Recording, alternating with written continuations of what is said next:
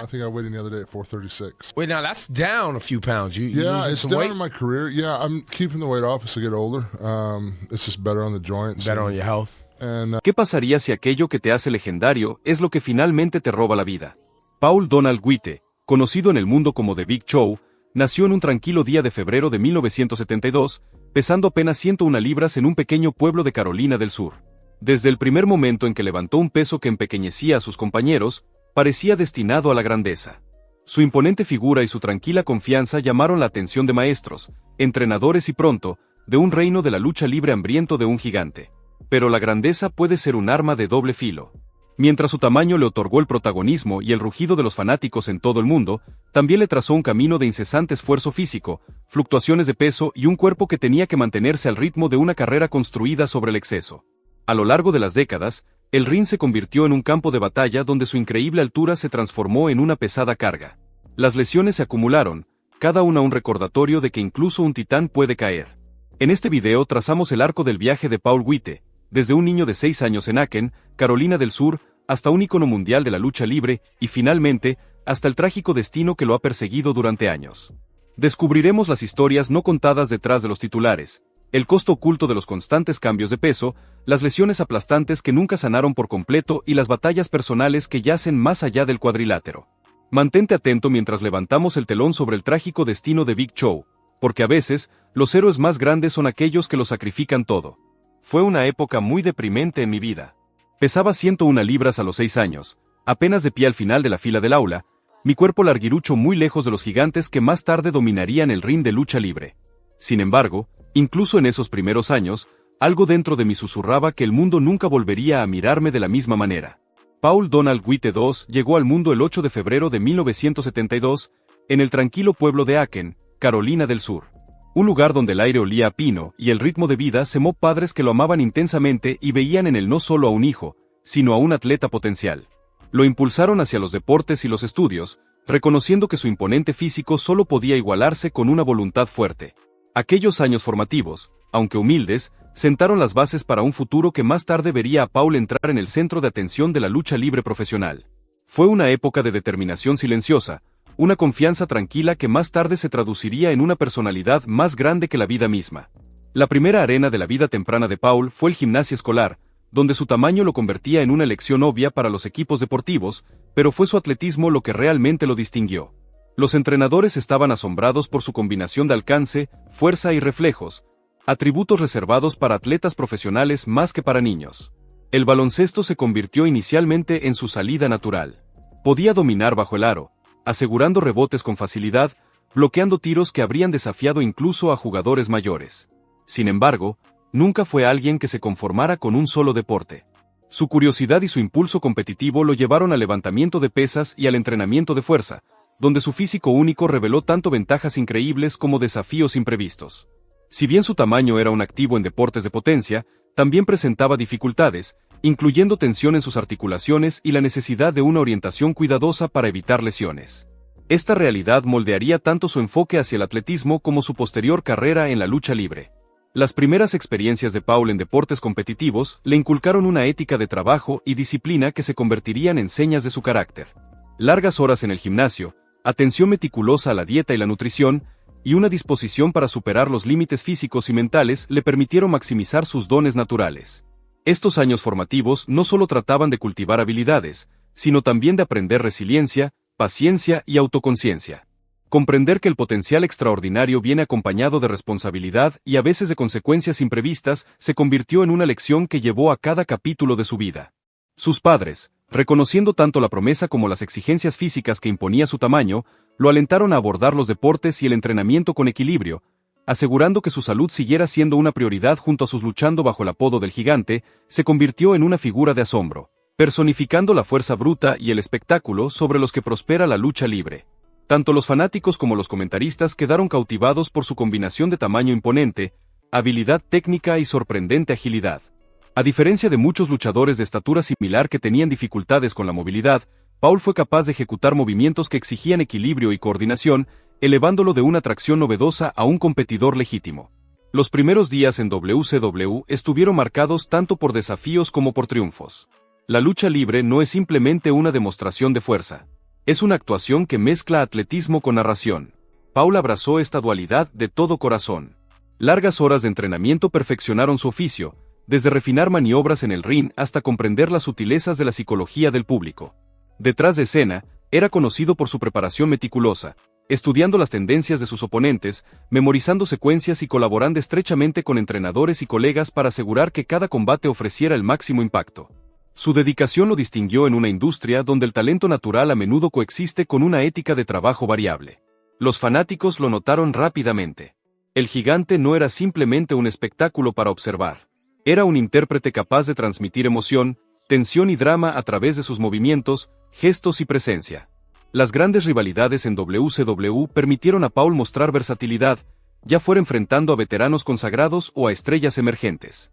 Cada combate demostraba un equilibrio cuidadoso entre dominio físico y matiz estratégico, ganándole respeto en él. Vestuario y una base de fanáticos en crecimiento que abarcaba grupos de edad y demografías. Mientras su personaje público proyectaba casi invencibilidad, quienes estaban más cerca del presenciaban el esfuerzo, la disciplina y el dolor ocasional que implicaba crear cada actuación.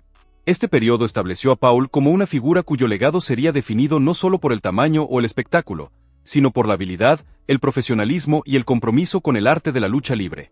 En 1999, Paul Witte hizo la transición a la World Wrestling Federation, WWF, más tarde conocida como WWE, un movimiento que definiría la siguiente fase de su carrera. Adoptando el icónico nombre desde el momento en que apareció la programación de WWE, Big Show se convirtió en una figura más grande que la vida, una mezcla de imponente físico y sutil carisma que le permitió conectar con los fanáticos tanto como héroe como villano. WWE aprovechó la versatilidad de Paul, colocándolo en el centro de historias que involucraban algunas de las rivalidades más destacadas de la época. Sus actuaciones en el ring demostraron que, a pesar de su enorme tamaño, poseía la agilidad, el tiempo y la perspicacia psicológica para ofrecer combates que eran tan técnicamente impresionantes como entretenidos. Los fanáticos se maravillaban de su capacidad para ejecutar secuencias complejas con precisión, desde movimientos característicos imponentes hasta maniobras de contraataque intrincadas. Detrás del telón, la reputación de Paul como compañero colaborativo y solidario creció. Era conocido por orientar a los talentos más jóvenes, brindando consejos tanto sobre la técnica en el ring como sobre el sutil arte de conectar con el público. Su humildad y accesibilidad contrastaban con su intimidante personaje en pantalla, ganándole respeto entre generaciones de luchadores y contribuyendo a una cultura positiva en el vestuario. La carrera de Big Show en WWE estuvo marcada por numerosas victorias de campeonato, rivalidades memorables y una presencia duradera en eventos principales. Aunque las historias a menudo amplificaban su tamaño y fuerza para lograr un efecto dramático, la disciplina, preparación y comprensión de la psicología de la lucha libre de Paul en la vida real aseguraban que cada actuación resonara de manera auténtica. Ya fuera participando en intensas rivalidades, arcos argumentales dramáticos o segmentos cómicos, demostró constantemente la rara habilidad de adaptarse a diversas exigencias narrativas mientras mantenía el interés del público. La extraordinaria estatura que impulsó la carrera de Paul estaba entrelazada con una condición médica que afectó profundamente su vida. La acromegalia, causada por un tumor pituitario que produce una cantidad excesiva de hormona de crecimiento, contribuyó a su impresionante altura y complexión. Sin embargo, también planteó importantes desafíos de salud. Con el tiempo, la condición afectó sus articulaciones, movilidad y bienestar físico general, requiriendo intervención médica continua. Paul ha sido abierto sobre estos desafíos, compartiendo las realidades de vivir con una condición que simultáneamente ofrecía oportunidades e imponía limitaciones. Incluso mientras seguía actuando en los niveles más altos, Paul tenía que mantenerse consciente del impacto acumulativo que la lucha libre profesional ejercía sobre su cuerpo. Esta vigilancia se extendía más allá del cuadrilátero, abarcando la dieta, el ejercicio y el cuidado médico proactivo para asegurarse de que pudiera sostener su carrera mientras mitigaba los riesgos de salud a largo plazo.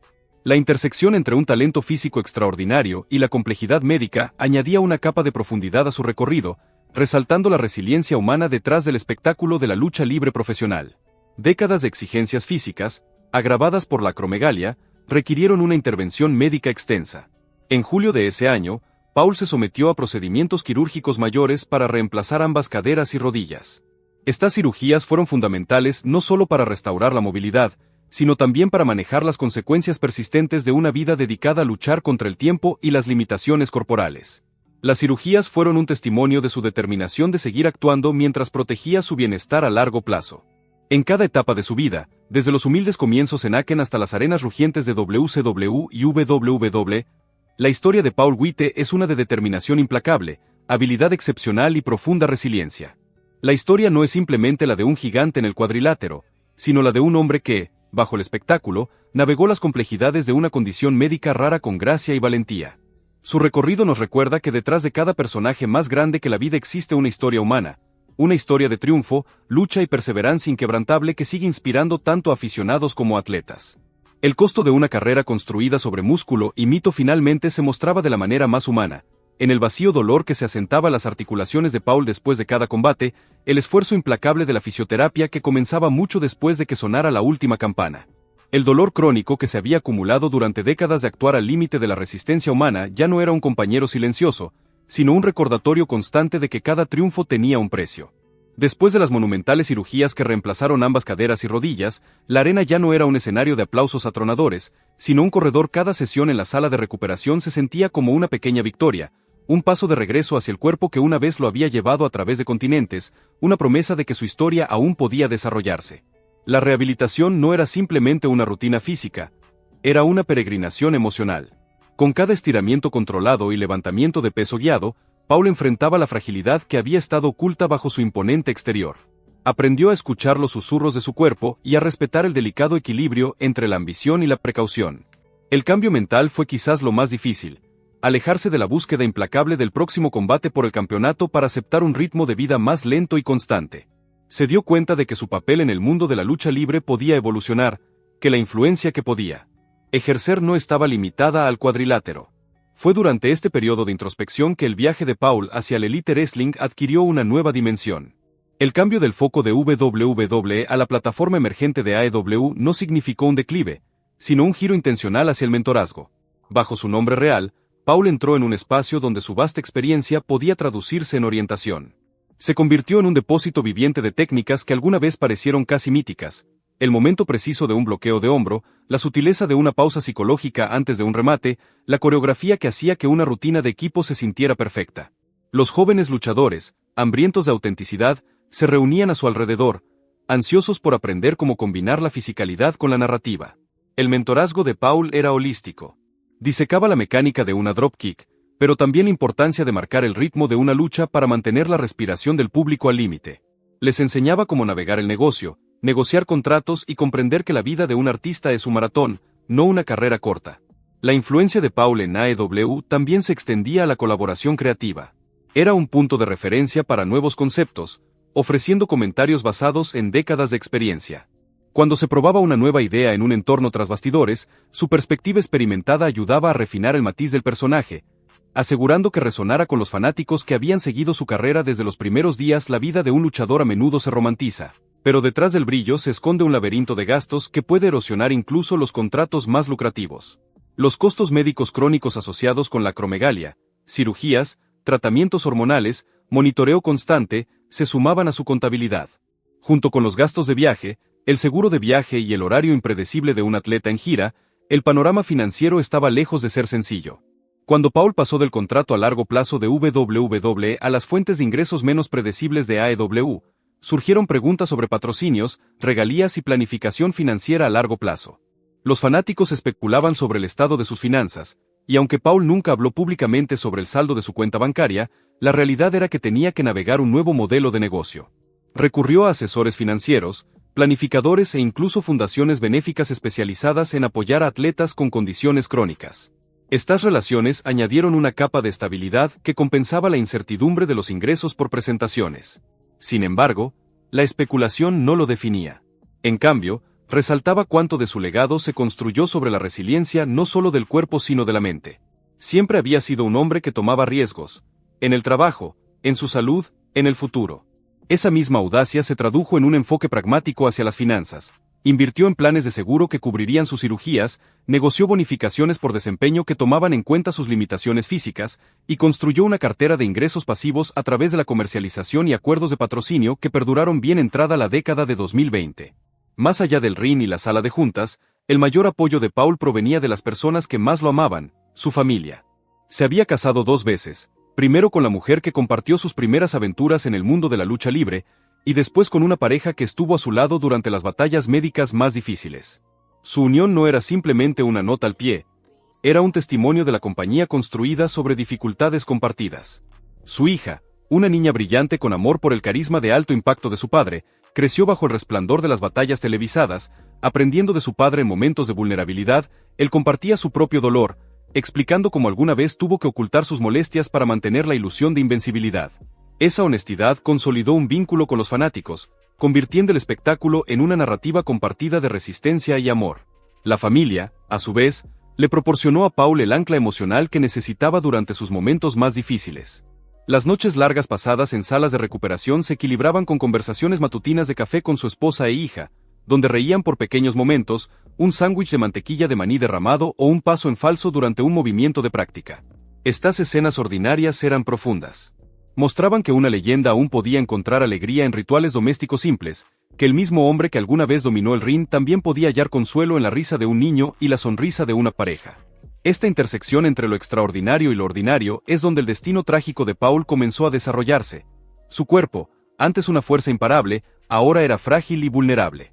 La misma fortaleza que le permitió conquistar múltiples títulos mundiales era simultáneamente la fuente de su dolor, haciendo de su historia una paradoja de triunfo y tragedia.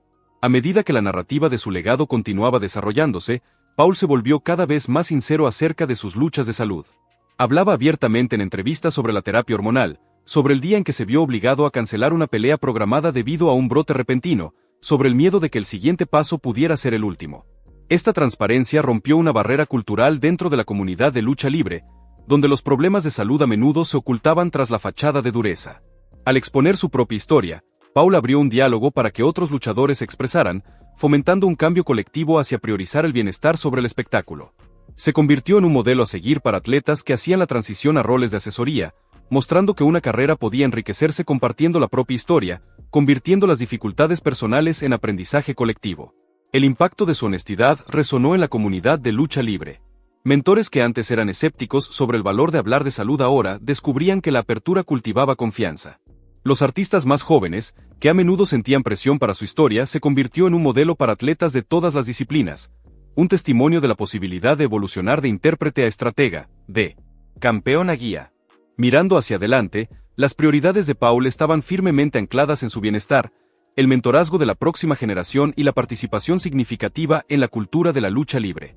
Las cirugías de 2024, junto con el manejo continuo de la acromegalia, reflejaban un enfoque deliberado en preservar la salud a largo plazo en lugar de perseguir reconocimientos inmediatos. Exploró maneras de permanecer activo dentro del deporte mientras minimizaba el esfuerzo físico. Esto podría implicar apariciones en podcasts, cabinas de comentarios o seminarios digitales, permitiéndole compartir sus ideas sin volver a someter su cuerpo a los rigores de un combate. Paul comprendía que la verdadera medida del éxito no residía en la cantidad de cinturones, sino en la influencia duradera que podía dejar atrás, un legado que trascendía los títulos y enfrentaba la tragedia de una carrera que nunca podría descansar realmente. En este destino trágico, la historia de Big Show no es la de una caída final, sino la de un ascenso perdurable. Enfrentó dolor crónico, superó cirugías monumentales y reorientó un camino que abrazaba el mentorazgo y la colaboración creativa. Sus pruebas financieras, aunque poco glamorosas, destacaron la realidad a menudo ignorada de la vida de un luchador. El apoyo inquebrantable de su familia nos recordó que incluso las figuras más imponentes están arraigadas en el amor y los momentos ordinarios. Y su transparencia sobre los desafíos de salud provocó una conversación más amplia sobre el bienestar en los deportes. Estos hilos se entrelazan para formar una narrativa que es a la vez desgarradora e inspiradora, un testimonio de la resiliencia, la adaptación reflexiva y el impacto duradero que un individuo puede tener en una comunidad global de fanáticos, colegas y atletas aspirantes. Cuando cae el telón sobre el destino trágico de Big Show, su legado permanece, un recordatorio poderoso de que la verdadera grandeza se mide no solo por los trofeos ganados, sino por los corazones conquistados en el camino. En este destino trágico, la historia de Big Show no es la de una caída final, sino la de un ascenso perdurable.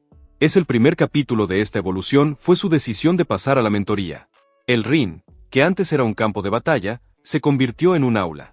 Organizó talleres informales para talentos más jóvenes, enseñándoles no solo habilidad técnica sino también la importancia del autocuidado. En un campo donde el mantra sin dolor no hay ganancia se ha susurrado durante mucho tiempo los vestuarios, Paul contrarrestó con un mantra propio: escucha a tu cuerpo, y tu cuerpo te escuchará de vuelta. Estas sesiones crecieron de manera orgánica.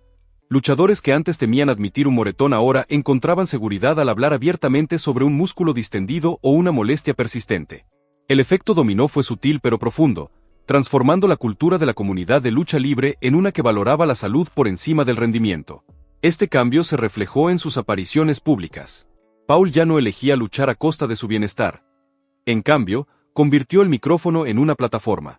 Los podcasts en los que participó se convirtieron en foros donde atletas y aficionados por igual podían discutir las realidades, a menudo no mencionadas, de una carrera construida sobre extremos físicos.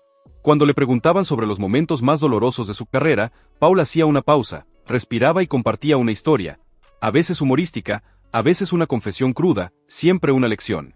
Se convirtió en un recordatorio viviente de que la vulnerabilidad puede coexistir con la fortaleza. Los seminarios digitales de Paul, producto de su propio diseño, consolidaron aún más este legado.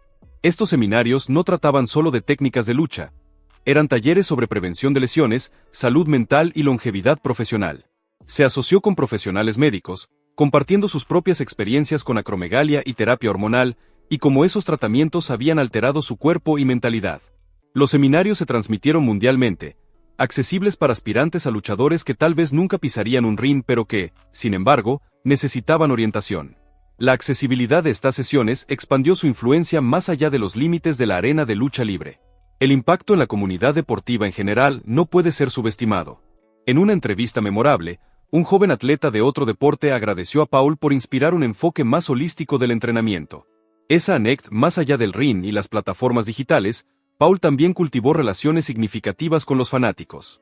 Organizó sesiones virtuales de preguntas y respuestas, tomándose el tiempo para responder preguntas que iban desde ¿cómo manejo la ansiedad? Hasta ¿cómo se siente luchar bajo un reflector? En cada conversación, ofrecía orientación basada en su experiencia vivida, convirtiéndose en un mentor de confianza. Usaba estos momentos para reforzar que la narrativa de la lucha libre ya no podía tratarse únicamente de derrotar oponentes, también se trataba de cuidarse unos a otros como comunidad. El legado que construyó también se edificó sobre una vía inesperada: la administración financiera. Aunque el mundo pudo haberlo conocido por su dominio físico, el enfoque cauteloso de Paul hacia la gestión del dinero se convirtió en otra lección de resiliencia. Hablaba abiertamente sobre la naturaleza impredecible de las ganancias de un luchador, enfatizando la necesidad de prudencia y planificación a largo plazo. Aconsejaba a los jóvenes talentos que pensaran más allá del ring, animándolos a invertir en educación y a construir ahorros que amortiguaran futuras incertidumbres. Al desmitificar este aspecto a menudo ignorado de la vida de un atleta, añadió otra capa a su influencia, moldeando no solo el bienestar físico sino también el financiero.